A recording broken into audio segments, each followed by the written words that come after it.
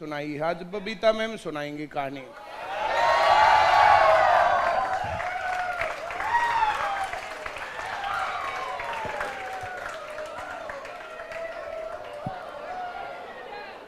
Babita ma'am को देने से पहले ना मैं एक छोटी सी बात कहना चाहता हूं। बस कभी कभी किन्हीं किन्हीं चीजों में है ना दो पक्ष बन जाते हैं। कभी कभी कहीं कहीं एक पक्ष आगे चल के सही निकलेगा या गलत, दूसरा पक्ष आगे चल के सही निकलेगा या गलत। जैसे महाभारत में दो पक्ष हो गए थे, एक दुर्योधन का और एक पांडवों का।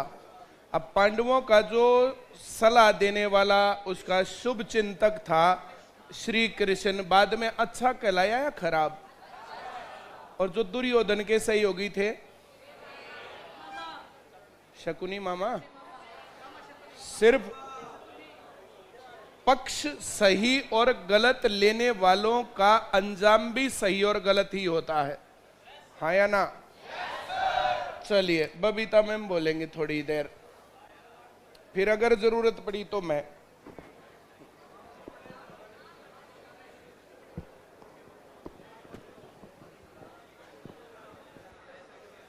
बेटा अभी इस क्लास से पहले जब मैं नीचे से आ रही थी तो हमारी क्लास का एक स्टूडेंट जो है इसने मुझसे एक बात पूछी और मुझे ऐसा फील हुआ अगर इसकी चिंता है तो कल को ये बहुत सारे बच्चों की चिंता भी होगी, इसलिए मुझे लगा कि ये बात कर लेनी चाहिए।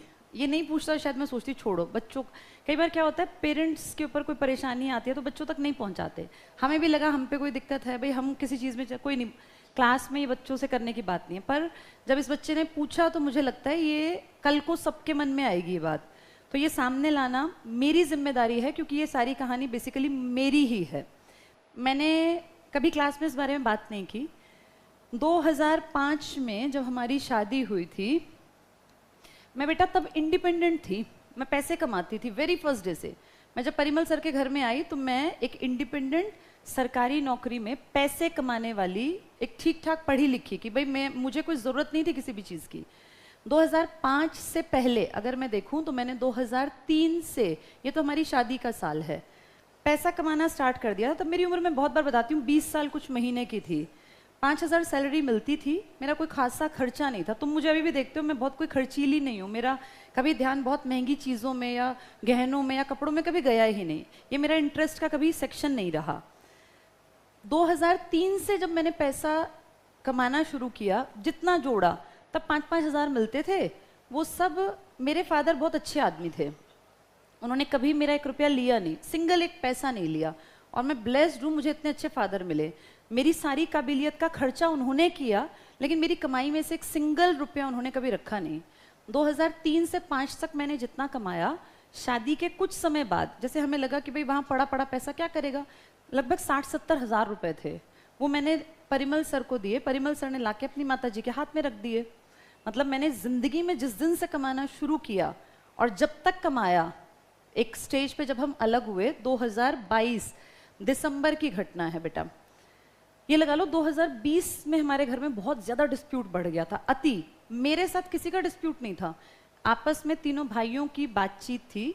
मैं तो उसमें एक तरह से मुझे फील होता है कि बलि का बकरा भर बनी। मैं जिस परिवार से थी मैंने हमेशा ये सोचा कि भाई जिस परिवार में जाओ उसके लिए बहुत अच्छा करना चाहिए। मेरी ये वैल्यूज़, मेरा सिस्टम इस तरह का था, परवरिश का पार्ट। जैसे मेरे पेरेंट्स ने हमेशा सिखाया कि भाई दूसरे के घर में जाके बेहतर बनाना है दूसरे के घर को। हम सारी सिस्टर्स जिस घर में गई अभी भी उन सबकी स्थिति पहले से बहुत ऊपर है, चाहे वो मेरी बड़ी सिस्टर थी चाहे सबसे छोटी सिस्टर थी। हम जिस जिस परिवार में हैं, जहाँ हम गए थे, हम उससे बहुत ऊपर अपना ग्राफ ले गए, उस परिवार को ऊपर तक, जिसके लिए हम सब ने मेहनत की। मुझे कोई दिक्कत नहीं, ठीक है जैसा परिवार इनका था ठीक है। अब मैं फैक्ट बताऊंगी, कम पढ़े लिखे लोग थे लगभग सारे, कोई ऐसा हाईली क्वालिफाइड नहीं था। मैंने कभी ये बात कही नहीं है। जिस दिन मैं इनके घर में गई थी ना, इनके घर में 3 कमरे नहीं थे, 3 भाइयों की वाइफ, जहाँ पे भाई एक लड़की जब मैरिज करके आती है तो उसका हक होता होगा ना कमरा, तो इनके घर में 3 कमरे नहीं थे जिसको कह सकें भाई बहू का कमरा है। कोई बात नहीं, ये बात मैंने कभी इनकी मदर से भी नहीं कही। वहाँ से निकल के आज इनके गाँव में घर जो है पूरा, ये बात तो पता नहीं कहाँ कहाँ तक जाएगी, पूरा गांव इस बात की गवाही देगा, उस पूरे रोड पे वैसा घर नहीं है। इटालियन मार्बल उनके घर में लगा हुआ है जो मेरी कमाई से बनाया है, मैंने मेहनत करके। अच्छा कोई बात नहीं, चलो भाई हर कोई अपने परिवार के लिए करता है, इसमें कोई बड़ी बात नहीं थी। बात यहाँ तक की नहीं थी ना कि पैसे खा गए। इस टाइम से जितना मैंने कमाया, 2015 तक मैंने गवर्नमेंट जॉब की, मुझे आज तक नहीं पता मेरा 1 रुपया भी कहाँ है। मेरी सारी कमाई जो मैंने सरकारी नौकरी से की, उसमें बहुत सारी तरह के पैसे आते हैं, कभी किसी तरह के, कभी सब लोग जानते हैं जिसके घर में गवर्नमेंट जॉब है। मेरा एक एक पैसा पवन कुमार जी के हाथ में था। वो मुझसे जब भी चेक साइन कराते, मैंने कभी क्वेश्चन नहीं किया कि ये किस चीज़ का चेक है, या मेरी पासबुक कहाँ है, या मेरा एटीएम कार्ड कहाँ है। ऐसा तो नहीं कि मैं अंगूठा छाप थी या मुझे अकल नहीं थी। मेरी नौकरी इनके परिवार की देन नहीं थी, मेरी नौकरी मेरे माँ बाप की कष्ट कमाई के पैसों से पढ़ लिख के मैंने अपनी मेहनत से हासिल की। सारा मेरा नौकरी का पैसा, आईसीएस हमने किया था 2008 में। 8 से जिस दिन से हम लोगों ने आईसीएस किया, बेटा एक चीज़ मान के चलना कि कोचिंग सेंटर चलाने में बहुत ज़्यादा मेहनत लगती है, बहुत ज़्यादा। तुम तो पढ़ते हो ना, हम पढ़ाते हैं। और तुमने ये फील किया कि पता नहीं अब तुम्हें कितने दिन हो गए, मैं बहुत जी जान लगा के पढ़ाती हूँ, मैं कभी टाइम पास नहीं करती कभी भी। मैंने 2003 में अपनी अचीवमेंट हासिल कर ली। मैं कितना आज़ाद जीवन जी सकती थी, ऐश करती, मुझे कोई चिंता ही ना होती। मैं वहाँ से मेहनत करते, यहाँ तक मेरी ज़िंदगी सेट हो गई थी। वहाँ से आज हम 2024 में हैं, मैं अभी भी स्ट्रगलिंग फेज में हूँ। मैं वहाँ से अब तक स्ट्रगल कर रही हूँ, कारण जितना मेरा सरकारी नौकरी का पैसा था वो सब पवन कुमार जी के हाथ में था, वो सब खा गए। अब अकाउंट में 000 का बैलेंस है, कुछ नहीं छोड़ा। सारे चेक्स, सारा एटीएम, सब कुछ खाली करके ले गए पवन कुमार जी। सर के दूसरे नंबर के भाई यहाँ रीजनिंग पढ़ाते थे। जितना मैंने सेंटर से कमाया, जितना पहले दिन से जो कमाई हुई ना बेटा, वो सब इनकी माता जी के हाथ में मैंने दी। वो इस बात से मुकर के दिखाएं। मैंने कभी ये नहीं पूछा एक भी दिन कि मेरी कमाई का तुम करते क्या हो। उन्होंने कोई प्लॉट लिया, उन्होंने चोरी छिपे ज्वेलरी बनवाई, अपनी बेटी के घर दिया, मुझे नहीं पता। मैं ये कहूँ कि मुझे पता ही नहीं। मैंने आंख बंद करके परिमल पे और इनकी माता जी पे विश्वास किया कि भाई माँ है, गलत नहीं हो सकती। हमारा तो यही कॉन्सेप्ट तो है कि माँ थोड़ी ना गलत होगी। 2019 में इनके घर में कलेश शुरू हो गया। 19 का अक्टूबर था, सर का बर्थडे आने वाला था। कलेश इस हद तक हावी था कि मतलब बहुत ही बुरा हाल था, बहुत ज़्यादा बुरा हाल। 19 के बाद इनके बीच के गैप्स बढ़ने लगे, लेकिन पैसा उन्हीं के हाथ में था। जितना पैसा कमाया, करोड़ों रुपए, सब कुछ उनके हाथ में। अब जाके 2020 के बाद चीज़ें थोड़ी थोड़ी क्लियर हुई। फाइनेंसिस की रिपोर्ट्स जब सामने आई, जब परिमल सर ने चीज़ें संभाली अपने हाथ में, 2020 पैंडेमिक आ गया। चीज़ें जब संभाली तो तुरंत से पैंडेमिक आ गया। कोई बात नहीं, पैंडेमिक खुला तो पुरानी चीज़ें फिर संभाली, क्योंकि दोबारा से कामकाज चला। तो पता चला कि मैक्सिमम प्लॉट्स, मैक्सिमम प्रॉपर्टी पवन कुमार जी ने अपनी पत्नी इंदु बाला, इनके नाम ले रखी हैं। इंदु मैडम करती क्या है मैं बता दूं आपको। इंदु मैडम अब कल परसों जो है, ये सब कहानी क्यों बतानी पड़ रही है इसका बैक बता देती हूँ। सैटरडे को परिमल सर और मैं और मेरा बेटा कान्हा इनके गांव में गए हुए थे। एक डेथ हो गई थी इनके क्लोज सर्कल में, ताऊ जी हैं एक, उनकी वाइफ की, ताई जी की मतलब एक्सपायर हो गई थी। उनका फ़ोन आया था। मैं बल्कि मना कर रही थी कि रात में किसी की मौत पे नहीं जाते। एक दिन पहले डेथ हुई थी, अगले दिन हम चले गए। वहाँ कम से कम 20-25 लोग बैठे हुए थे। इनका सबसे छोटा भाई पवित्र कुमार वहाँ अपनी तरफ से, एक होता ना भाई अटेम्प्ट टू मर्डर, कि मैं जान से मार दूं, एक बहुत भारी भरकम, वो पूरा जिसको हम लठ कहते हैं, वो लेके आया। परिमल सर ऐसे नॉर्मल सब लोग बैठे हुए थे, और वो रात के अंधेरे में उसने एकदम से दोनों हाथों को लेके इतनी तेज अटैक किया, बस बाय चांस सर के कंधे पे लगा, वो यहाँ नहीं लगा सर पे, अदरवाइज सर पे लग जाता तो इंस्टेंट डेथ थी 100%। वो इतना नीच, इतना घटिया आदमी है। उसकी क्वालिफिकेशन बता दूं, अंगूठा छाप टाइप है वो, कुछ नहीं आता उसको, कम्युनिकेशन स्किल 0, 8वीं क्लास फेल है वो, 8वीं में फेल हुआ, 10वीं में फेल हुआ, उसको किसी भी चीज़ की अकल नहीं है। और कुछ दिन पहले के, ये तो कहानी थी कि भाई ये बातें क्यों बताई जा रही हैं, क्योंकि सैटरडे को उन्होंने ये काम किया।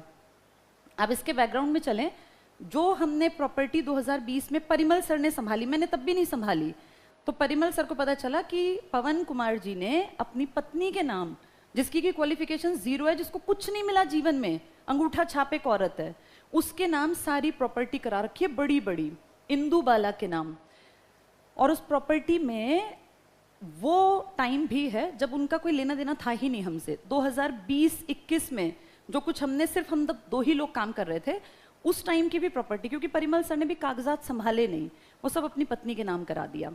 अब हमारा जहाँ घर बन रहा है ओमेक्स में, इसमें पता चला हमें, वो तो शुक्र है कि वो अलग होने से पहले ही पता चल गया, उसका भी आधा हिस्सा इंदुबाला के नाम, जहाँ हमारा घर बन रहा है। यानी वो इस प्लानिंग में थे कि कल को जब ये घर तैयार होगा तो इस घर पे भी मेरी पत्नी का कब्जा, और यहाँ पे जो पीछे बनाया खरखौदा वगैरह में, यहाँ भी उनकी पत्नी का कब्जा। जैसे कोई किसी के विश्वास का कितना गलत फायदा उठा सकता है, ये सब उसकी एक कहानी है। पवन कुमार जी का ये हाल, इंदू के नाम सब कुछ करा डाला, अपने बेटे को वो सोचते हैं कि बस हाथ पे हाथ रख के बैठा रहे, कुछ भी करना ना पड़े, उनके बेटे को आगे जाके भविष्य में कुछ ना करना पड़े। मैं कितनी बार ये बात करती हूँ कि हराम का जो जीवन होता है ना, वो सबसे खराब जीवन है। इंसान का जन्म हुआ है काम करने के लिए, मेहनत करने के लिए। पवित्र कुमार जी 2022 में मुझे पता चलता है कि बात बहुत बढ़ गई है। एक दिन वो शाम को घर आ जाते हैं परिमल सर के साथ मारपीट करने। उनको, परिमल सर को उनके मामा जी ने बुला लिया, मामा जी के कहने पे परिमल सर चले गए, वो घर तक आए और इतनी वाहियात, इतनी चीप लैंग्वेज वो यूज़ करके गए जो मैं बोल भी नहीं सकती। मेरे संस्कार उतने घटिया नहीं हैं, मेरी परवरिश एक अच्छी माँ ने कर रखी है, मैं उतने गंदे शब्द इस्तेमाल नहीं कर सकती जो वो बोल के गए। और वहीं पे पवन कुमार जी भी थे। उस दिन तो वो चले गए। उस दिन के बाद फिर परिमल सर को जब ये सब पता चला तो इन्होंने पूरी अपनी रिश्तेदारी, अपनी मौसी या जो भी इनके रिलेटिव से सबको बुलाया और फाइनली एक कट ऑफ हो गया कि भाई अब के बाद तुम्हारा हमारा आना जाना बंद। वो तुम्हें सर ने कई बार बताया भी होगा, वो मुझ तक भी, जबकि मैं इनके घर में कहीं किसी चीज़ में इन्वॉल्व नहीं थी और इन्होंने मेरी पढ़ाई लिखाई पे कुछ खर्च नहीं कर रखा। इन्होंने जो कुछ खर्च कर रखा है अपनी बाकी बहुओं पे कर रखा है। बात आ गई कास्ट को लेकर, तो उन भाई साहब ने मेरी कास्ट पे टॉन्ट किया। जैसे वो इतना अनपढ़ आदमी है, 6ठी क्लास पढ़ लेता तो वो जान लेता कि सबसे ऊपर जो वर्ण था वो ब्राह्मण वर्ण था। उस जाहिल आदमी ने अगर 6ठी पढ़ी होती तो। और इरफान हबीब हैं बेटा, सबसे बड़े हिस्ट्री लिखने वाले आज की डेट में, अभी जिंदा बैठे हैं। 1931 का शायद उनका बर्थ है, 90-92 साल के हो गए होंगे, 93 के आसपास के। उनको पढ़ना तुम लोग भी डिटेल में, उन्होंने वर्णों में बड़े अच्छे तरीके से समझाया हुआ है। पर बात किसकी समझ में आएगी? जो थोड़ा सा पढ़ा लिखा होगा। जाहिल अनपढ़ की बुद्धि में तो ये बात आनी नहीं है कि तू किसके बारे में बात कर रहा है। अगर मैं SC ST होती तो मैं उसके ऊपर ऐसा मामला बना देती कि उसको जिंदगी भर बेल ना मिलती। पर अब मैं हूँ ऊंची जाति से तो इनका कोई मामला नहीं बनता। जैसे आदमियों का कोई मामला नहीं बनता ना, ऐसे इस तरह से। तो कोई बात नहीं, उसकी जितनी बुद्धि है उसने वैसा व्यवहार किया। बात वहां तक भी मैंने कभी बाहर नहीं बताई। पर अब बात आ गई थी कि भाई अपने खुद के जो माँ के पेट से जने हुए भाई हैं वो आके और अटैक कर रहा है, और अटैक इस मोड में कर रहा है कि वो, भैया अब पता है उसके साथ क्या प्रॉब्लम है बेटा, वो मेंटली सिक है। उसके दिमाग में एक बात बैठी हुई है कि मेरे पास लड़का नहीं है, उसके पास सिर्फ एक बेटी है। तो उसकी बुद्धि में ये बात बैठ गई है कि मेरे पास तो बेटा नहीं है, बेटा नहीं है, बेटा नहीं है। अब तुम उसकी सोच का अंदाजा लगाओ कि उसकी सोच कितने नीचे स्तर की है कि वो ये सोचता है मेरा बेटा नहीं है तो इससे क्या फर्क पड़ता है बेटा नहीं है, बेटी के ऊपर मेहनत कर ले, बेटी तो है ना, इसको पढ़ा लिखा के काबिल बना ले। अब उस आदमी की बुद्धि बिल्कुल काम नहीं करती और उसमें और किसी जानवर में कोई अंतर नहीं है। उसकी नीचता का अंदाजा इस बात से लगाओ कि वो गांव में एक घर में कल मौत हुई है, आज उसके दुख में बैठे हैं। उसकी जिस औरत की डेथ हुई, उसकी बेटी, उसका बेटा, उसके पोता पोती, बहू, सब रिश्तेदार जैसे आते हैं। हमारी हिंदू धर्म में पता है क्या मान्यता है? हमारा गरुड़ पुराण कहता है कि जब किसी इंसान की मौत हो जाती है ना, तो 13 दिन तक उसकी आत्मा उसी घर में रहती है और वो ऑब्जर्व करती है कि कौन दुखी है और किसको फर्क नहीं पड़ा। तभी देखो हम हिंदू कल्चर में 13वीं का रिवाज निभाते हैं कि 13 दिन शोक मनाओ, क्योंकि 13 दिन बाद वो आत्मा अपना घर छोड़ के और अपनी आगे की सफर तय करेगी। उस औरत की जिसकी कल डेथ हुई है वो इनकी ताई जी लगती है, हरकौर नाम है उनका। सोचो कभी गोद में खिलाया होगा और उसकी मौत का उसने वो दुख माना कि आके वहां उनके घर में ऐसा उसने कलेश उतारा कि पूरे गांव में ये बात फैल गई आग की तरह, पूरा गांव इकट्ठा हो गया। ये बेइज्जती उन घर वालों की है ना जिनके घर में मातम था और उसने कलेश कर दिया। उन घर वालों की क्या इज्जत छोड़ी, और घर वालों की नहीं, गांव की क्या इज्जत छोड़ी उसने पूरे गांव के मुंह पे तमाचा मारा है ये हरकत करके कि भाई किसी के घर में मौत हो गई और इसको अपना क्या सूझा कि जाके मैं अपने भाई का मर्डर कर दूं। इससे दिखता है कि उसके संस्कार कैसे हैं। वैसे भी किसी की मौत होती है ना, तो कितनी बड़ी लड़ाई हो, वहां जाके शांत बैठना होता है। इतनी बेसिक वैल्यू तो कम से कम हर इंसान में है ही, पर उसमें नहीं है। उस आदमी में उसका दिमागी स्तर इतना नीचा है। ये गांव की बेइज्जती की उसने, पूरे गांव के मुंह पे तमाचा मारा, बुजुर्गों के मुंह पे तमाचा मारा, उस घर के जितने लोग थे उन सबके मुंह पे चांटा मारा कि मैं ही मैं हूं और देखो मैं क्या कर सकता हूं। कल उनके घर में अर्थी उठी थी और आज उनके घर में लोग इकट्ठे हो रहे हैं किस बात को लेके कि पुलिस की गाड़ी आने वाली है। तो कितनी चीपनेस है, कितना घटियापन है। उस पूरे गांव को ऐसे घटिया लोगों का बाइकआउट कर देना चाहिए, मेरा पर्सनल ये मानना है। ऐसे लोगों के साथ ना उठ बैठ रखनी चाहिए ना बातचीत, और ऐसे नीच घर में से किसी को भी मैं पर्सनली ये कहूंगी, ना बेटी का रिश्ता ना बेटे का, क्योंकि कितने गंदे संस्कार इन्होंने दिए होंगे इसका अंदाजा नहीं लगा सकते। बहुत ही बुरा हाल है। सारा पैसा मेरा खा गए, अब सब कुछ डकार के, और अब भी उनको शर्म नहीं आती। अब अटैक करके हमने उनके खिलाफ पुलिस में दे दी कंप्लेंट। कंप्लेंट में सबका नाम लिखा, कंप्लेंट में नाम लिखा तो इनकी माताजी आके पता है क्या कहती है एसएचओ के सामने कि मैं तो मरवाऊंगी, मेरा लड़का है, मैं तो मरवाऊंगी। 2-3 बार उसने ये बात कही। एसएचओ ने भी मतलब ये अचंभा माना कि कैसी माँ है। एक पुरानी कहानी हम सुनते थे जिसमें कहते थे कि एक बार एक किसी प्रेमिका ने अपने प्रेमी को कहा कि भाई मुझे तुम्हारी माँ का दिल चाहिए। तो वो लड़का इतना नालायक था कि अपनी माँ को मार के वो दिल निकाल के ले गया, और रास्ते में जब ठोकर लगी तो वो लड़का गिर गया। तो उस दिल से आवाज आई कि बेटा तुझे लगी तो नहीं। ये माँ की कहानी सुन के हम बड़े हुए थे, हमने माँ की कैसी तस्वीर, कैसा रूप, कैसी एक इमेज बनाई थी। वहां एक माँ ऐसी भी है जो उस दिन घुसी जब अंदर, उसके गांव में कलेश हो गया, उसका पूरा गांव इकट्ठा, लेकिन उस माँ से इतना नहीं हुआ कि वो आके कम से कम देख तो ले कि उसके बेटे को चोट कहाँ आई है। इतना नहीं हुआ।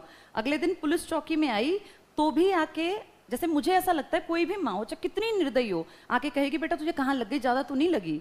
उसने आके पूछा भी नहीं, और कहा कि मैं तो मरवाऊंगी, मेरा बेटा मैं तो मरवाऊंगी। ये शब्द दिखाते हैं कि वो औरत किस स्तर तक की सोच रखती है। इन सब मिली जुली जो षड्यंत्र है ना, कुछ लोग इसका हिस्सा हैं, जिनमें सबसे पहला नाम है पवन कुमार जी का। ये मेन है। इन्होंने सारा पैसा, सरकारी नौकरी में है, खुद दिल्ली में गवर्नमेंट स्कूल में टीचर है। मेरी और इनकी ज्वाइनिंग में 2 दिन का फर्क था। मेरी सारी सैलरी खा गए। मैंने PLI करा रखी थी, पोस्टल लाइफ इंश्योरेंस, जो जिंदगी कि भैया कल को आपको कुछ हो जाए तो दिक्कत ना आए, उसका पैसा भी खा गए। PLI का जो पैसा था ना मेरे पास 1 रुपया नहीं है। ये आदमी खा गया मेरा सारा पैसा। और ये बात मैं सिर्फ अपने आप नहीं कह रही, MCD स्कूल में जहां मैं काम करती थी वहां ये भी काम करते थे। पूरे स्टाफ को, पूरे MCD को पता है कि सारा पैसा बबीता का ये देखते थे। ATM, सारे चेक, सब कुछ इनके हाथ में था। आज मेरे पास इन्होंने 1 रुपया नहीं छोड़ा। और इन्होंने क्या किया उस पैसे का खाके, अपनी पत्नी इंदु बाला, जिनका कि घर में सिर्फ एक काम था खाना बनाने का। हमारे घर में शुरू दिन से नौकर चाकर और ये सब थे, क्योंकि काम बहुत बड़ा था। खाना बनाने में भी इनको दिक्कत थी। उस खाने पे रोज कलेश होता था, रोज कलेश। इनके नाम ढेर प्रॉपर्टी है, करोड़ों रुपए की संपत्ति इनके नाम है, जिनका कोई योगदान नहीं है मेरी जिंदगी में या किसी भी काम में। इनका बेटा आशीष कुमार चाहते हैं ये जिंदगी भर ऐसे ही बैठा रहे, और मैं तो ईश्वर से कहती हूँ ठीक है ऐसे ही बैठा रहे भैया, जो माँ आप जैसा चाहें वैसे ही बैठा रहे। इसके लिए ये सारा षड्यंत्र रचा जा रहा है कि ये बैठ के आराम से खा ले। लेकिन ये नहीं सोचा कि मैंने जिंदगी भर मेहनत की। बेटा मुझे नहीं लगता कोई भी ये कह सकता है कि मैंने मेहनत नहीं की। मैंने अपने पार्ट पे, चाहे मैं सरकारी नौकरी में थी या मैंने सेंटर चलाया। आज मेरी एज 41+ है। मैं 20 साल से मेहनत, 20 साल में तो नौकरी हासिल कर ली, उससे पहले से मेहनत कर रही हूँ। मेरी मेहनत को इन सब ने जीरो कर दिया। और इनका कहना पता है क्या है? इनका कहना था कि हमने तो आपको हाथों पे रखा था। हाथों पे रखने का मतलब क्या होता है? क्योंकि मेरी सारी कमाई खाते थे। अगर ये मुझसे एक दिन भी लड़ते तो फिर मैं तो, इतनी तो मैं पढ़ी लिखी हूँ कि मुझसे कोई लड़ रहा है तो मैं उसके साथ टाइम नहीं स्पेंड कर, तुरंत अलग हो जाऊंगी। इतने चालाक थे कि भैया कैसे प्रॉपर्टी हमारे नाम होती रहे, ये पूछें भी ना कि प्रॉपर्टी किसने ली, किसके नाम ली, कहाँ ली। मुझे ये नहीं पता इनके घर में क्या है क्या नहीं है। ये सब षड्यंत्र इनका रचा हुआ है। और इन्हीं के साथ एक मैडम जिनको हमने अपना पूरा फाइनेंस का काम दिया था, वो सर के 3रे नंबर के भाई की वाइफ सविता जी, जिसने अटैक किया वो है पवित्र कुमार। इन्होंने किया ये काम। इनकी पत्नी है सविता। सविता को मैंने हमेशा छोटी बहन माना, कभी नहीं पूछा सविता से नीचे जाके सविता कितने एडमिशन हुए, कितने रुपए आए। सविता ने भी खूब बड़े पैमाने पे गबन किया। सविता के पिताजी, जब इसकी शादी हुई, इन सबकी शादी मुझसे पहले हो गई थी, मैं सबसे लेट आई इस घर में। जब शादी हुई तो कुछ नहीं था ऐसा भारी भरकम कि जिसको कहें बढ़िया लाइफ। इनके पिताजी का भी बैकग्राउंड जैसा एक नॉर्मल किसान का होता है, 2 एकड़ जमीन का मालिक जो होगा उसका नॉर्मल जैसा ब्योंत होता है। आज इनके पिताजी के पास करनाल में कितने गज की कोठी है? वो 300 गज का, करनाल सीएम सिटी में 300 गज की 4 स्टोरी मेन रोड पे बनी हुई 4 स्टोरी बिल्डिंग है। वो कहाँ से बनी है, कैसे बनी है, वो गोलमाल है, वो किसी को नहीं पता। इनकी सिस्टर बंटी हैं, उनका मेरे साथ कांटेक्ट था, उसने लव मैरिज कर ली, तो इनको ये बात अच्छी नहीं लगी। वो पढ़ी लिखी थी, वो कभी कभी मुझसे बात करती थी। उसका ये कहना है, मेरे पास रिकॉर्डिंग है सारी फ़ोन में, कि मैम आपके घर से ही हम लोग पढ़ लिख गए और सविता ने जो है हमारा सारा खर्चा उठाया जब हम लोगों ने पढ़ाई लिखाई की। कोई बात नहीं, खर्चा उठाना गलत नहीं है, मैं ये नहीं कह रही गलत किया, लेकिन जो बड़े लेवल का गबन किया, जो चीटिंग की, वो तो गलत है ना, जो करोड़ों रुपए का गबन किया, ये दोनों। इसके बाद एक हमारे परिमल सर के जीजा जी हैं, सुरेंद्र कुमार, ये सब टीचर हैं। अजीब बात देखो, ये टीचर हैं, सुरेंद्र कुमार जी, ये हरियाणा में टीचर हैं। इनके पिताजी का काम अच्छा था, जब सर ने अपनी सिस्टर की शादी की तो ठीक है, वेल ऑफ थे वो, मैं ऐसा नहीं कहूँगी नहीं था, इनसे ऊपर का काम था। लेकिन जब काम धंधा सुरेंद्र जी के हाथ में आया तो वो काम जीरो हो गया, वो काम धंधा नहीं बचा। सुरेंद्र कुमार जी को परिमल सर ने अपने साथ जोड़ लिया, किताबों का काम वो देखने लगे। किताबों का काम देखते देखते हमें पता ही नहीं चला वो इतना कैसे कमा गए कि आज पूरे सोनीपत के वेस्ट रामनगर में उनके जैसी कोठी किसी की नहीं है।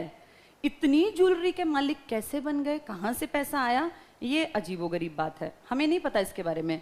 ये भी टीचर हैं, सुरेंद्र नैन इनका पूरा नाम है, वेस्ट रामनगर में रहते हैं।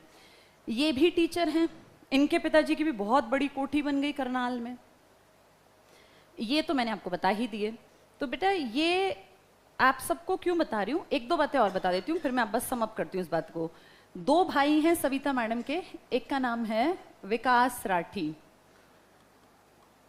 और एक इनका भाई है अमित राठी। तुम लोग विश्वास नहीं करोगे, जब ये मेरे घर आते थे ना तो मेरे पैर छूते थे। और इनके पिताजी का क्या कहना था, सविता मैडम के पिताजी का, उन तक भी जाएगी ये बात। उन्होंने मेरे सर पे हाथ रख के कहा था कि बेटी पहले तू है, सविता बाद में है मेरे लिए। जिस दिन दिक्कत आई मेरे ऊपर तो वो गायब थे, वो कहीं नजर नहीं आए, वो अपनी बेटी की तरफ खड़े थे। कारण क्या था मुझे नहीं पता, वो कोठी कारण था या वो ज्वेलरी और पैसे कारण था, लेकिन आदमी कैसे दूसरे को शीशे में उतारते हैं ये देखो तुम। इनके पिताजी का कहना था कि बबीता तू पहले है और ये सविता हमारे लिए बाद में है।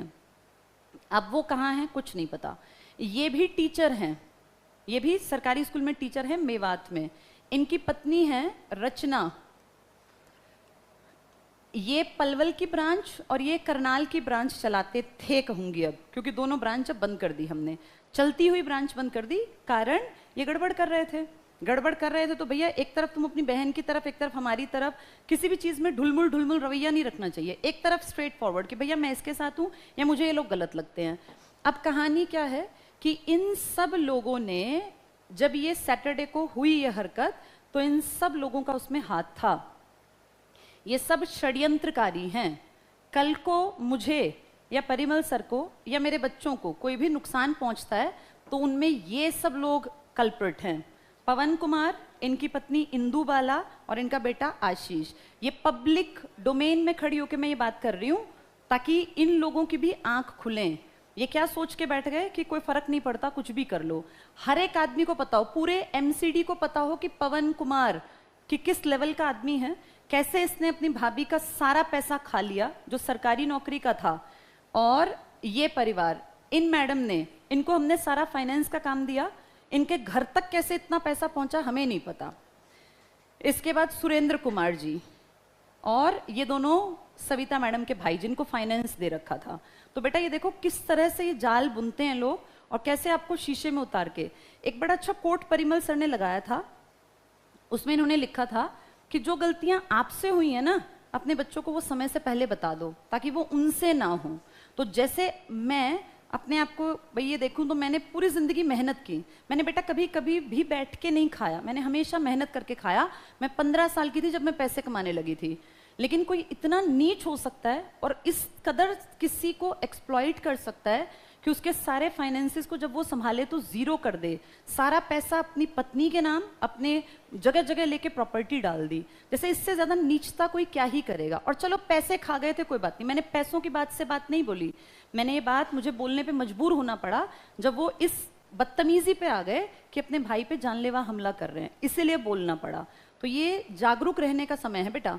और इन सबको जो शिक्षा मिल रही है वो परिमल सर की माता जी हैं, सावित्री देवी जी, जो सारा पैसा, ज्वेलरी और सब कुछ खा के चंपत हो गई हैं। इसको गबन कहा जाता है, मेरी भाषा में गबन कहते हैं। मैं बिल्कुल खिलाफ हूँ भाई किसी भी माँ के बारे में बुरा बोलने के, लेकिन बेटा अब मेरा एक्सपीरियंस ये है, 4 साल पहले मैंने एक कविता गाई थी मदर्स डे पे, बहुत बढ़िया कविता थी, बहुत चली वो कविता, दिल से गाई थी।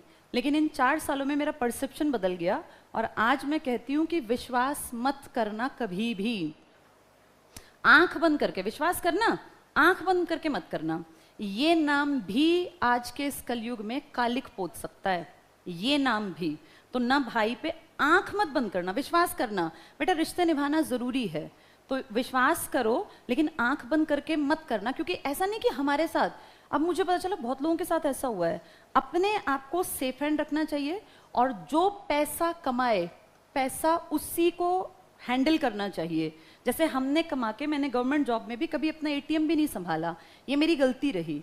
इतनी आंख नहीं बंद करनी चाहिए कभी भी, क्योंकि ऐसे लोग जो होते हैं ना, ये कभी भी आपको, जैसे सांप होता है ना, नाग होता है, वो डस लेता है, वो काम है इन लोगों का, इन सब का।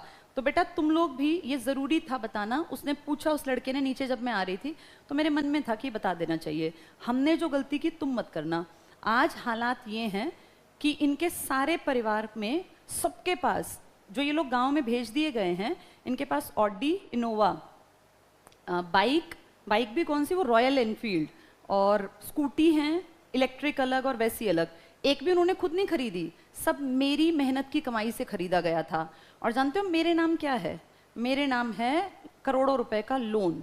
तो इन सब ने क्या चीट किया मिलके कि खुद सारी संपत्ति के मालिक अपनी पत्नियों को बना दिया, अपने नाम ले ली, पवित्र कुमार के नाम ले ली, सावित्री देवी के नाम ले ली, और लोन दे दिया मेरे नाम।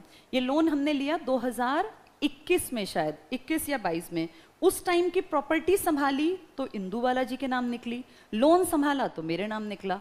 जो जिस प्रॉपर्टी में अभी हम तुम्हारी क्लासेस ले रहे हैं ना, इसका लोन कभी लिया था 2011 में, जब चेक किया तो वो भी नहीं भर रखा, वो भी मुझे भरना पड़ेगा। तो ये हालात हैं बेटा। कोई किसी को किस तरह से चीट कर सकता है ना, उसका सबसे बड़ा एग्जाम्पल है ये परिवार। तो आगे तुम सबको ये लेसन है कि विश्वास करना, लेकिन आंख बंद करके मत बैठना। ये भी आज के टाइम में भाई या माँ, ये किसी भी हद तक नीचता पे जा सकते हैं। मैं ये नहीं कह रही सब जाएंगे, ऐसा ना हो हम सबको मान ले, लेकिन ये जा सकते हैं, इसलिए सजग रहना।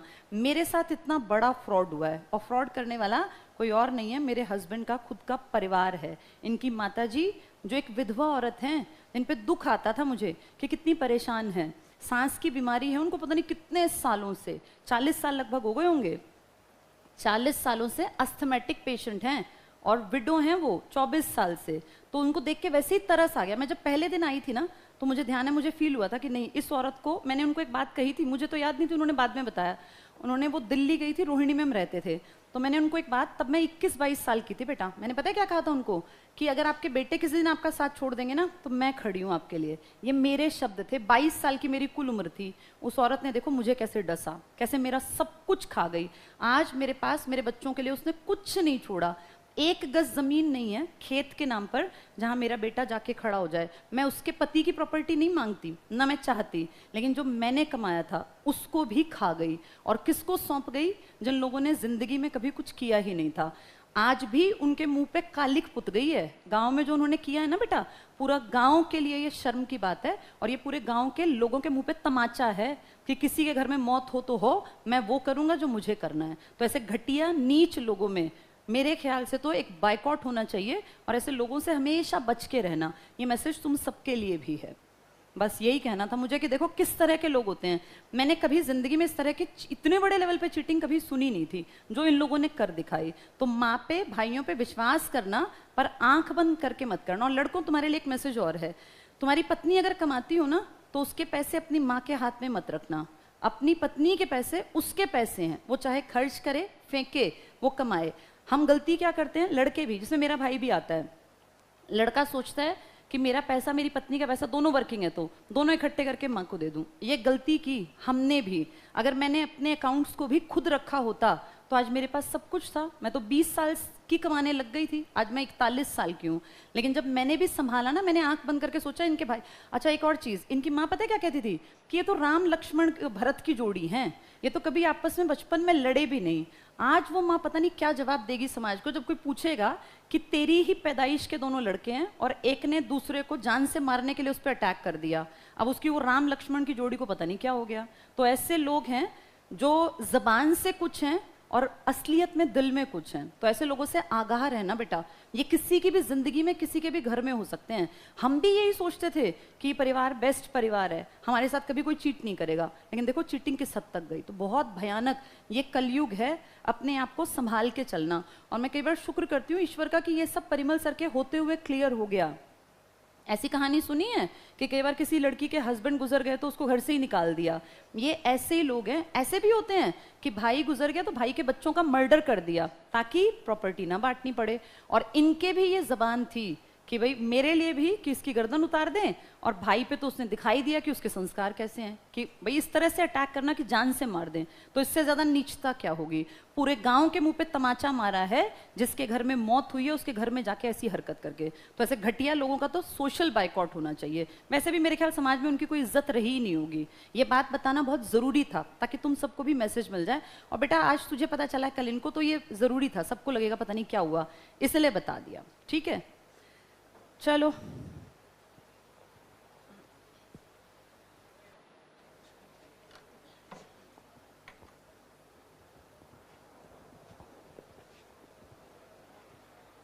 कुछ और बातें बताता हूं। 1 रुपया कमाया वो अपनी माँ को दिया, फिर 2 कमाए वो उसको दिए, 10 कमाए वो उसको दिए, 1 करोड़ कमाए वो उसको दिए, 10 करोड़ कमाए वो उसको दिए, सब कुछ दिया। फाइनली क्या बोलती थी, 24 घंटे बोलती थी सब कुछ थारा ही है। अब भी बोलती है सब कुछ थारा ही है। अब भी बोलती है मारा है तुम्हारे नाम कर, भला को ना करूं। पूरी उम्र कमाने के बाद, ये सब नाम खड़ा करने के बाद आज हम कहां खड़े कर दिए। तो ये मेरी मां है, ऐसी मां को क्यों गाली ना दी जाए। बहुत लोग बोलते थे कि परिमल सर ने गाली दे दी। तो परिमल सर ने गाली वैसे नहीं दी, सोच समझ करके दी, रोकने के लिए। बहुत लोगों ने, चरखी दादरी ब्रांच वालों ने चरखी दादरी में गालियों की एक रिकॉर्डिंग थी वो सुनाई। ब्रांच वालों की मीटिंग चल रही थी, ब्रांच मीटिंग में एक आदमी एक भी मीटिंग में नहीं आया। जो डिसीजन लिए गए, भला ये कौन लेने वाला डिसीजन है, ये फलाना ढिमकाना। ऐसे आदमी को क्या कहना चाहिए। लॉकडाउन के अंदर ऑनलाइन मीटिंग चल रही थी। मगध है के बच्चे, तू आज तक एक मीटिंग में आया नहीं है, तू ज्यादा बकवास करेगा। ये बातचीत तो उसको चरखी दादरी ब्रांच में और बाकी जगहों पर ब्रांच में कि परिमल को बोलने की तमीज नहीं है, फलाना ढिमकाना। ये जो है ये सारा सिस्टम जो कुछ भी खड़ा, मेरी माँ बड़ी फक्र से बोलती है मारे ने तक कोई बकाले है, थारे ने बका कर नाम थारे छोरे का सिक्का चारों तरफ चल रहा। नौकरी की गारंटी सीएम पीएम दे नहीं सकता, थारा छोरा नौकरी गारंटी दे रहा, पर उसने बका कोई ओले है। आज तक कौन सा गलत डिसीजन है मेरा, तुम लोग जो है जितने दिन से मुझे जानते हो, मेरे डिसीजंस गलत कौन से हैं।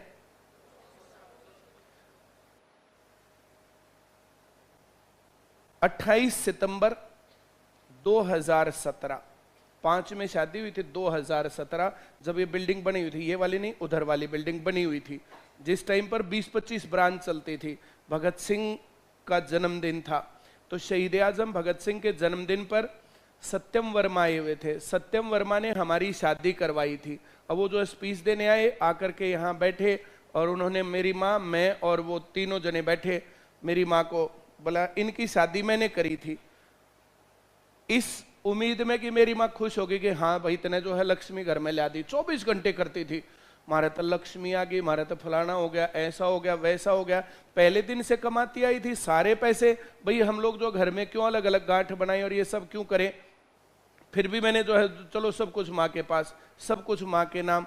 बस सब कुछ था रहा, सब कुछ था रहा। जब ये मामला इस लेवल तक भी बिगड़ा कि रोटियों के ऊपर झगड़ा, इस लेवल तक बिगड़ा कि कपड़ों के ऊपर झगड़ा, करोड़ों रुपए कमा रहे हैं, कुछ है ही नहीं सीन में, ना कपड़ों की जिम्मेदारी, ना खाने की जिम्मेदारी, ना किसी चीज की जिम्मेदारी। 100 बार झगड़ा होने के बाद जैसे ये सब थाने में सारा डिस्कस हुआ, सब कुछ उनके सामने बैठकर डिस्कस हुआ कि एक एक पैसा जब इन्होंने तुम्हारे को दे दिया और तुम्हारी नाम, मैंने अपनी माँ के नाम बनाने में, अपनी माँ की इज्जत बनाने में कहां कसर छोड़ी। वो सब कुछ करने के बाद उनकी जिम्मेदारी क्या थी? रोटी भी ना मिले। मैं घर से निकला, रात को जाकर के टीवी शो करके आया, वापस आया 11 बजे भूखा, सुबह का भूखा। सुबह खाना खाया 8 बजे, 8 बजे से शाम तक 6 बजे तक क्लास ली, 6 बजे यहां से भाग के 8 बजे से 9 बजे तक शो किया, 11 बजे वापस रोटी, बोला तना तो मेरे टिब्बी कर दी। रोटियों की क्या ये जिम्मेदारी। और एक बार थोड़े ही बबीता से कहता कि रोटी, या तो रोटी ले लो और या सुबह क्लास लेवा लेना। अगर रात को 11 बजे 12 बजे उठ के जो है, जैसे पूरे दिन क्लास पढ़ानी है, पूरा मटेरियल तैयार करना है, पूरा सब कुछ करना है। अब जो तुम लोग जो क्लास में देखते हो तो हर रोज ये थोड़ा ही होता है, पिछली बार जैसा पढ़ाया अगली बार वैसा ही पढ़ाते हैं, उससे थोड़ा सा इंप्रूव होता है। ये बिना पढ़े चल रहा है। अब उनका कहना क्या है कि घर में ये भी तो काम करते थे। घर में बिल्कुल काम करते थे वे भी। क्या सभी काम बराबर होते हैं और क्या सभी कामों की वैल्यू बराबर होती है? उतने पर भी हमें झंझट थोड़ी ही था, सब कुछ उन्हीं के नाम था, सब कुछ उन्हीं के नाम था। जो काम वे करते थे ना, जो काम वे करते थे, पवन की वाइफ खाना बनाती थी, तो अब खाना बनाने का काम एक महिला 10,000 रुपए में करती है। बोला हमें नौकरों के बराबर रख दिया। तुमने नौकरों के बराबर रखवाया अपने आप को, हमने तो मालिक बनाया था। पवन रीजनिंग पढ़ाते हैं तो दीपक सर रीजनिंग पढ़ाते हैं। दीपक सर ने प्लाट ले लिया क्या अपनी पत्नी के नाम रीजनिंग पढ़ाने से? उससे तो ज्यादा बढ़िया पढ़ाते हैं, जिम्मेदार है, एक भी शिकायत नहीं है। अब रोज की रोज रहता था, अब जो क्या करें, लेकिन जो है वो सिस्टम को बिगाड़ने के लिए जितनी कोशिश हो जाए। उनकी ब्रांच तो करनाल पलवल वालों की ब्रांच चला रखी थी, कोई दिक्कत थोड़ी थी। झगड़ा तो पिछले साल हुआ था, 1 साल से ज्यादा हो गया, चला रखी थी ब्रांच। ना तो अपने आप पैसे देने, उसका पिताजी आते हैं, 2 बातें करते हैं उसके पिताजी। एक, भाई पैसे नहीं है, मंथली के पैसे कैसे दूं? दूसरी, ब्योंत बन गया, बराबर वाला प्लाट खरीदना है।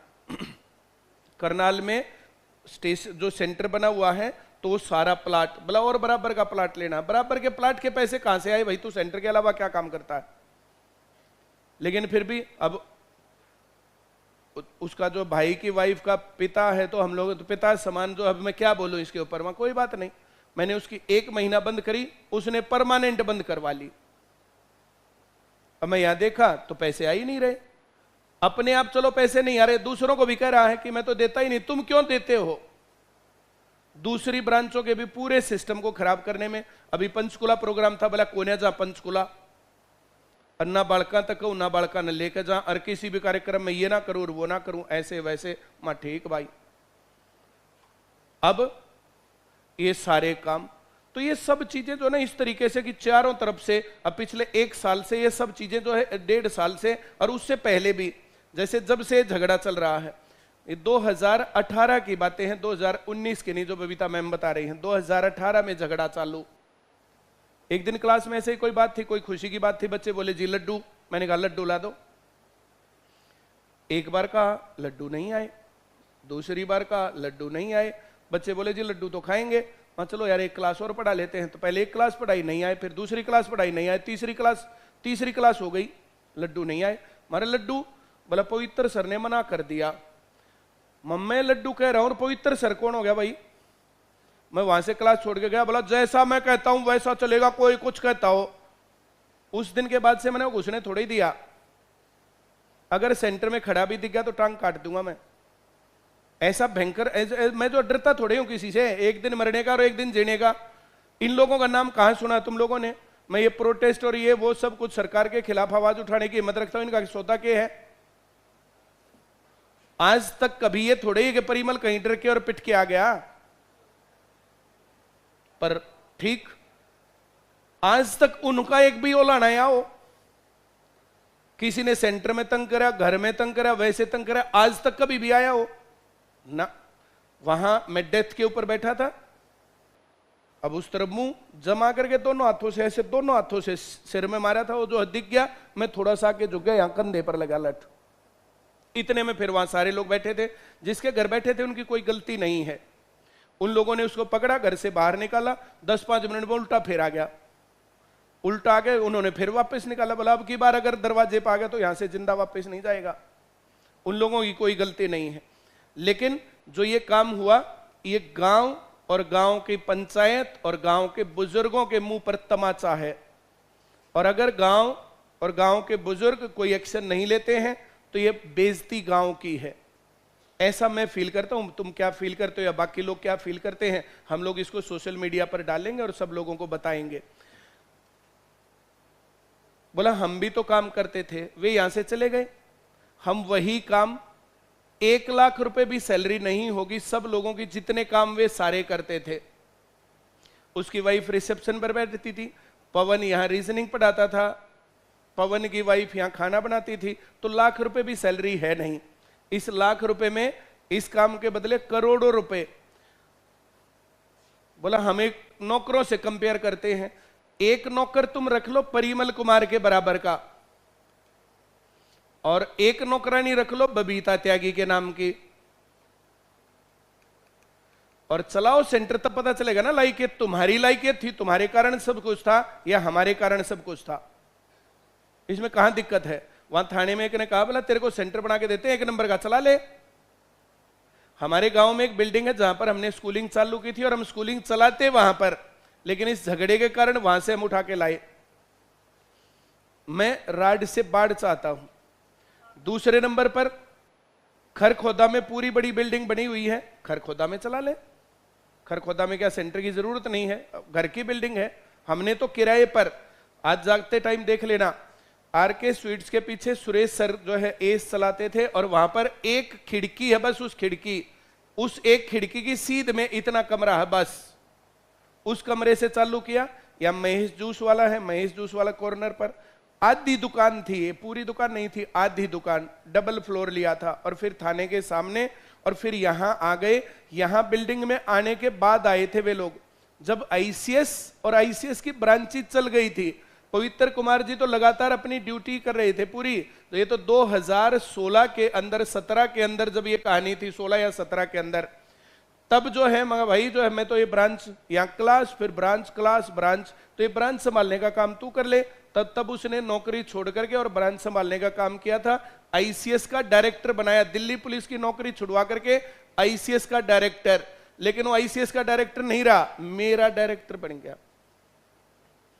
मुझे भी ये बताएगा क्लास में बोलना कैसे है, क्लास में खड़ा कैसे होना है, क्लास में पढ़ाना कैसे है, क्लास में कपड़े कैसे पहन के जाने हैं।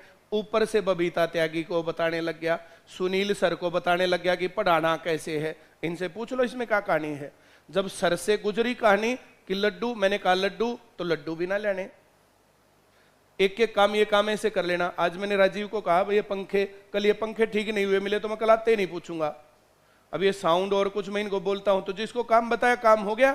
अब मैं काम बता रहा हूं, मैंने यहां पर बहुत लंबे समय तक, मां सेंटर में ऐसा कौन आदमी है जिसको मैं कहूं कि ये काम हो जाना चाहिए, है ही नहीं करने को।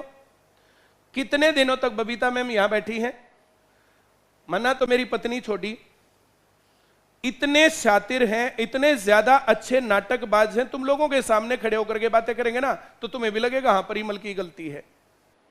मैं क्या कर सकता था, मैं जितने पैसे कमाए सारे पैसे अपनी मां को दे रखे हैं, और सारी प्रॉपर्टी मेरी मां और या इंदू के नाम है जब तक हमारा झगड़ा नहीं हुआ था।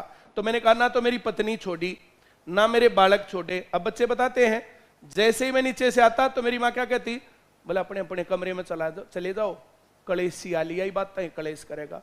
हर रोज ऐसे काम करने ही करने की, कलेश होगा ही होगा। 2018 की एक घटना बताता हूं तुम्हें। 2018 में ग्रुप डी पुलिस और कलर की वैकेंसी आई हुई थी, और भयंकर सेंटर ठुकम ठुक, सुबह से रात तक क्लास, और मेरे पैरों में अब भी निशान है, उंगली पूरी अंदर चली जाए इतना घट्टा इस पैर में और इतना उसमें, और खून चलता, हर क्लास में खून ऐसे छप छप छप छप चलता। बच्चे भी बोलते कि सर आप क्लास मत लो, और सब लोग तो बोलते ही बोलते थे। मैंने उसको दिखाया डॉक्टर को, डॉक्टर्स ने तो बोला भाई तू खड़ा ही मत हो, खड़ा नहीं होंगे तो फिर फायदा कैसे, तो मर जाना चाहिए, पढ़ाते पढ़ाते मर जाए तो इससे बढ़िया ऊपर क्या होता। एपीजे अब्दुल कलाम कहीं तड़प तड़प के मरते, और वो जो है भाषण देते हुए मरे, तो उससे उसकी इज्जत बड़ी घटी, एक दिन मरने का और एक दिन जीने का। एक देसी वैद्य को मैंने दिखाया, उसने कहा आलू मत खाना। आलू की सब्जी बनाते और आलू की सब्जी में से आलू निकालते चम्मच से और फिर उस सब्जी को देते। इस काम को क्या कहोगे तुम लोग? उस टाइम तक तो सारा पैसा सारा सब कुछ उनके नाम था।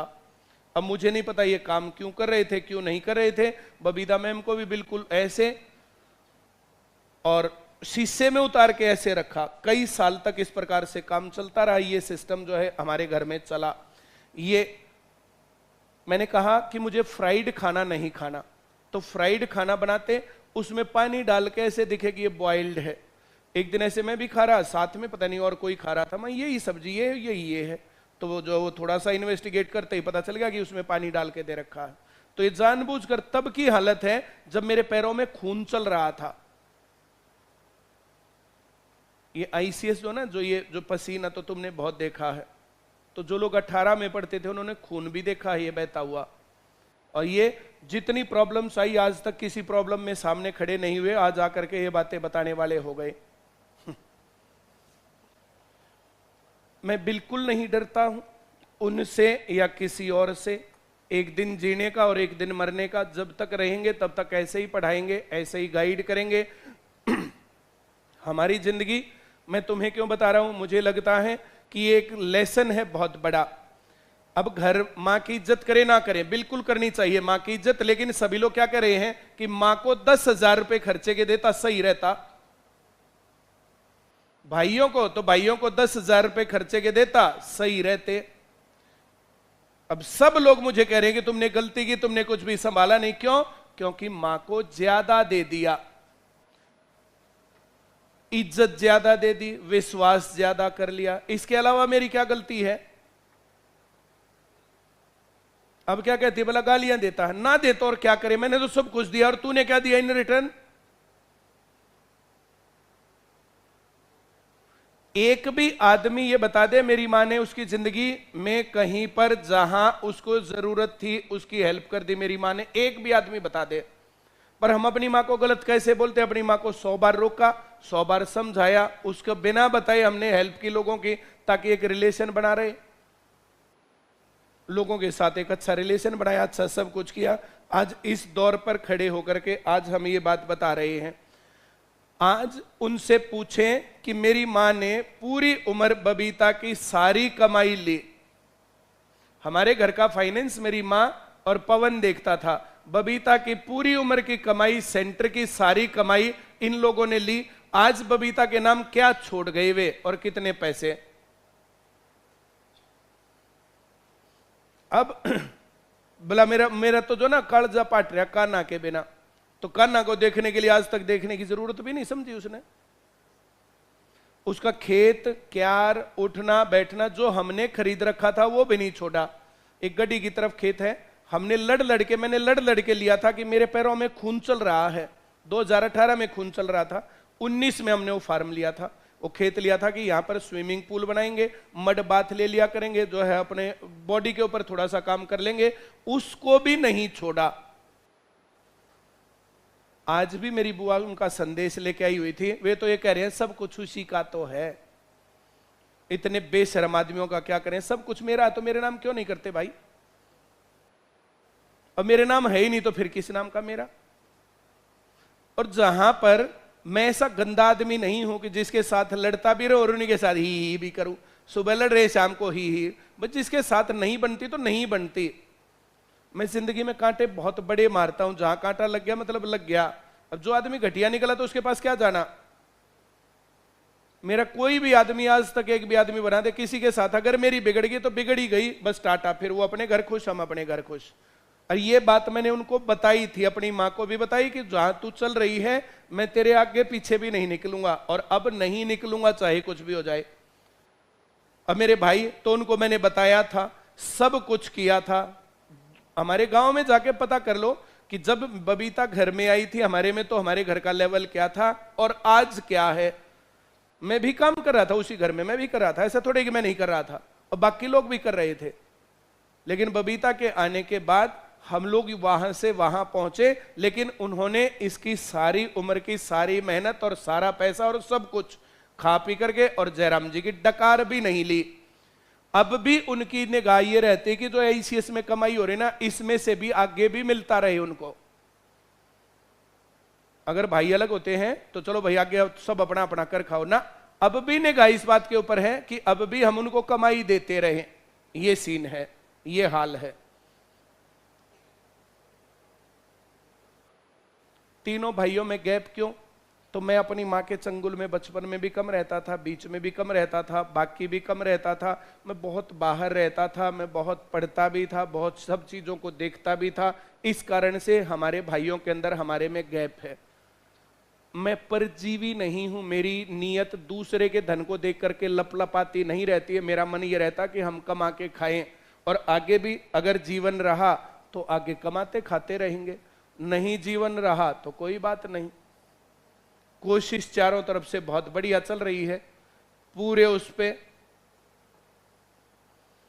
धमकी दे करके और रिपोर्ट दे करके बोला जो ब्रांच चलवा के दिखा दूंगा, चलवा ले भाई, हम भी देखेंगे। चलो आज इतनी ही बातें करते। बस बेटा टाइम बहुत ज़्यादा हो गया, बस 1 मिनट की और बात बता दूं, क्योंकि ये रिकॉर्डिंग सब तक पहुंचेगी तो सब तक व्यू पहुंचे ना, कि भाई मैं इतने साल से कुछ नहीं बोल रही थी, भाई मेरे हस्बैंड पे कोई अटैक करेगा तो ये मेरी जिम्मेदारी है, मॉरल ड्यूटी। नहीं तो मैंने कभी क्लास में, तुमने नोटिस किया, कभी जिक्र भी नहीं किया। मेरे लिए वो उसी दिन मर गए थे जिस दिन उन्होंने ये हरकत की थी, कि मैंने उन पर आंख बंद करके विश्वास किया, उन्होंने ये किया।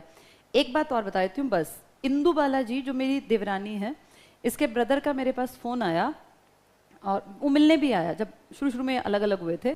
तो उसने फ़ोन पे 44 मिनट की मुझसे बात की, और उसने उसमें 20 बार कन्फेस किया कि वो मुझे जैसे कहता है दीदी करके बात करता है, तो बोला दीदी पिछले ना 5-6 सालों से इंदु लगातार ढेरों रुपया अपने घर ले जा रही थी। ये उसके सगे भाई का बयान है। और बोला पिछले 5-6 साल से हम घर में ये बात करते थे कि ये गलत कर रही है इंदु, क्योंकि कमाती तो थी नहीं। और बोला ये 5-6 साल से आपका घर ढो रही थी, और इसने पता नहीं कितना अकूत अपनी ज्वेलरी बनवाई है। ये हाल तब है जब उसकी ज्वेलरी यहाँ ढेरों बनवा दी गई थी। तो ये जो चोरी की आदत है ना बेटा, ये ब्लड में ट्रेवल करती है। उसकी चोरी की आदत तब से है जब न्यूली मैरिड आई थी। ऐसा तो मेरी सास बताती थी, मेरी ननद बताती थी कि 10-10 रुपए चुराती थी घर में। किसी की पर्स में से 10 रुपए निकाल लिए, किसी की में से 20 रुपए। उसको 10-20 रुपए की चोरी की आदत थी, यहाँ उसके हाथ लग गए करोड़ों रुपए। तो यहाँ से ले जाके, अब ये मैं अपने मन से नहीं कह रही, जिस दिन ज़रूरत पड़ी उसकी, वो जो ऑडियो मेरे पास है 44 मिनट्स की, वो मैं अगर ज़रूरत पड़ी तो उसको लगा के ये प्रूफ हो जाएगा कि भैया हाँ। ऐसे ही छोटी वाली का हाल था। छोटी वाली की सिस्टर का भी ये कहना था कि ये जो अभी उसकी तीसरी, जो छोटी वाली मेरी देवरानी है, इसके घर में 2 भाई हैं, दोनों भाइयों की 3 बेटियां हो गई हैं। तीसरी बेटी के होने पे उन्होंने इतनी खुशी मनाई कि उसको सोने के कड़े दिए। तो उसकी सगी बहन का कहना था कि मैडम आप भी जानते हो कड़े कहाँ से आए हैं, मतलब यहीं का। एक उसने कोई हरियाणवी में बात कही थी कि यहीं का क्या, यहीं का चुन यहीं का पुन, कि आप ही के घर से सारा पैसा गया है और आपके घर में दिखा दिया गया कि हम अपने घर से लाएं। तो बेटा देखो, लड़कियों के लिए मैसेज है ये जो चीपनेस होती है ना, ये एक दिन सामने आती है, इसलिए करनी नहीं चाहिए।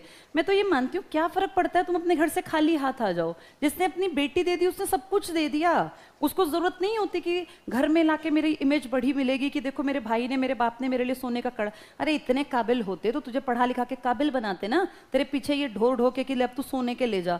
और शादी में नहीं चढ़ाई ऐसी चीजें जो बाद में चढ़ा दी। तो बेटा ये कहानी है सबकी, बस तुम लोग अलर्ट रहना। जो गलती हमसे हुई कि आंख बंद करके माँ पे भाई पे विश्वास किया, विश्वास करना पर इतना मत करना। चलो ये भी एक लाइफ का लेसन है जो जरूरी था मिलना। और कहते हैं हर चीज में कुछ ना कुछ अच्छा ही है, क्या पता इसमें हमें क्या जिंदगी में आज से 10 साल बाद दिखे कि बहुत अच्छा हुआ। मेरे बच्चों को वो बिगाड़ते, अपने जैसा बनाते। मैं शुक्र करती हूँ भगवान का कि मेरे बच्चे बच गए, ये भी एक संपत्ति ही है। नहीं तो मेरा बेटा बेटी उनके चंगुल में उन जैसे ही बन जाते। मेरे बेटे में वही गंदगी जो वो, क्योंकि रहता तो उन्हीं के साथ, सर का तो टाइम कम मिलता है। अब कम से कम 10 साल बाद दिखेगा कि उनके चंगुल से बच गए ना। ये अपने आप में ये संपत्ति तो आनी जानी है। बच्चों जितनी बड़ी एसेट कुछ थोड़ी ना हो सकती है। अच्छा एक चीज और, चाहते हैं उनके बच्चों को मैं पढ़ाऊं। वैसे उनको मेरी कास्ट से दिक्कत है, लेकिन चाहते हैं उनके बच्चों को मैं पढ़ा लिखा के कामयाब बना दूं। तो आज इनकी बुआ यही कह रही थी। मैंने कहा बुआ जी वैसे तो उनको भाई मेरी कास्ट से दिक्कत है, नफरत है, अब पैसे खाने के बाद मैंने कहा फिर जाटनियों से पढ़वा लेंगे। 2-2 3-3 जाटनी उनके घर हैं, उनसे पढ़वाएं, IAS लगवा दें। कि नहीं, मतलब दिल से इच्छा ही है कि बबीता पढ़ा दे। मेरे बच्चों को अनाथ करना चाहते हैं कि भाई हम दोनों को मार डालें, और मेरे बच्चों को अनाथ करके अपने बच्चों को अफसर बनवाना चाहते हैं हमारा इस्तेमाल करके। इससे ज्यादा नीचता क्या हो सकती है? और किस मुंह से वो अपने बच्चों को यहाँ भेजते रहे, मुझे आज तक समझ नहीं आता। भाई जिससे तुम नफरत करते हो उसके पास अपना बच्चा कैसे भेज दोगे कि उस जैसा बन जाए? और मैं तो ईश्वर से दुआ करती हूँ जैसे वो हैं उनकी 7 पुश्तें भी वैसी ही रहें, मेरे जैसा उनके घर परिवार में ना कोई पैदा हो, ना जन्म में कोई मेरे जैसा बने। मैं तो ईश्वर से यही दुआ करती हूँ, क्योंकि उनको मुझसे नफरत है, तो उनके बच्चे वैसे ही बने जैसे वो हैं। बहुत बढ़िया रहेगा।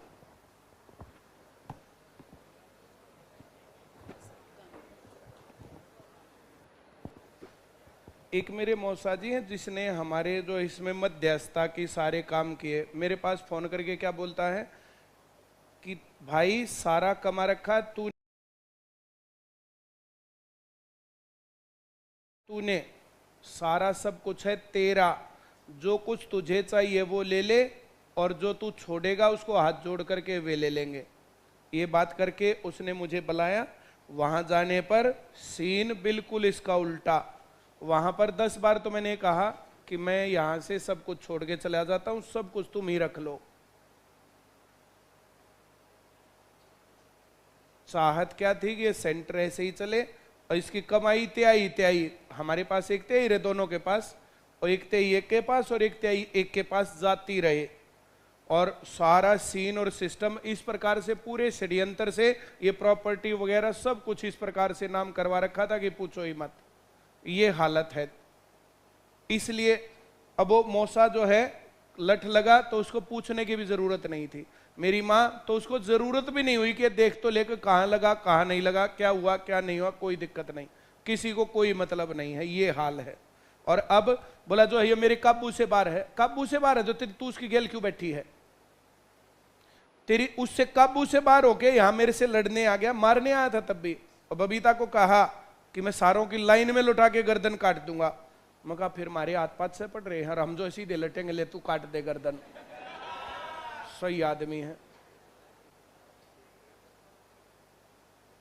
फिर बोले बोले गांव में ना पड़न दे। मैं गया था संडे को भी, और अब फिर जाऊंगा। गांव में ना पड़न दे हुए, एक दिन मरने का और एक दिन जीने का।